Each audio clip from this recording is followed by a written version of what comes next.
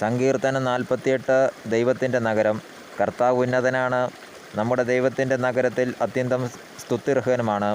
ഉയർന്നു മനോഹരമായ അവിടുത്തെ വിശുദ്ധഗിരി ഭൂമി മുഴുവൻ്റെയും സന്തോഷമാണ്. അങ്ങ് വടക്കുള്ള സിയോൻ പർവ്വതം ഉന്നതമായ രാജാവിൻ്റെ നഗരമാണ്.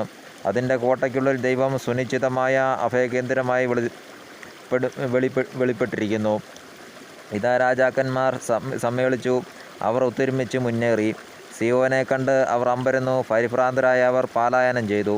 അവിടെ വെച്ച് അവർ ഭയന്ന് വിറച്ചു. ഈറ്റുനോവിലെന്ന പോലെ ഈറ്റുനോവിനൊത്ത കഠിനവേദന അവരെ ഗ്രസിച്ചു. കിഴക്കൻ കാറ്റിൽപ്പെട്ട താർഷീഷ് കപ്പലുകളെ പോലെ അവർ തകരുന്നു. നാം കേട്ടതുപോലെ തന്നെ സൈന്യങ്ങളുടെ കർത്താവിൻ്റെ നഗരത്തിൽ നാം കണ്ടു. ദൈവം എന്നേക്കുമായി സ്ഥാപിച്ചിരിക്കുന്ന അവിടുത്തെ നഗരത്തിൽ തന്നെ. ദൈവമേ, അങ്ങയുടെ ആലയത്തിൽ ഞങ്ങൾ അങ്ങയുടെ കാരുണ്യത്തെ ധ്യാനിച്ചു. ദൈവമേ, അങ്ങയുടെ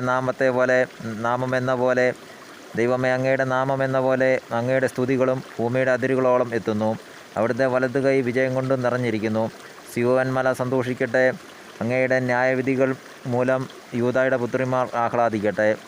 സിയോന് ചുറ്റും സഞ്ചരിക്കുവിൻ, അതിന് പ്രദക്ഷിണം വയ്ക്കുവിൻ, അതിൻ്റെ ഗോപുരങ്ങൾ എണ്ണുവിൻ, അതിലെ കൊത്തളങ്ങളെ ശ്രദ്ധിക്കുകയും കോട്ടകളെ നടന്നു കാണുകയും ചെയ്യുവിൻ. ഇവിടെയാണ് ദൈവം, ഈ ദൈവമാണ് എന്നേക്കുമുള്ള നമ്മുടെ ദൈവം. അവിടുന്ന് എന്നും നമ്മെ നയിക്കുമെന്ന് വരും തലമുറയോട് പറയാൻ വേണ്ടി തന്നെ. ദൈവമായ കർത്താവിന് സ്തോത്രം.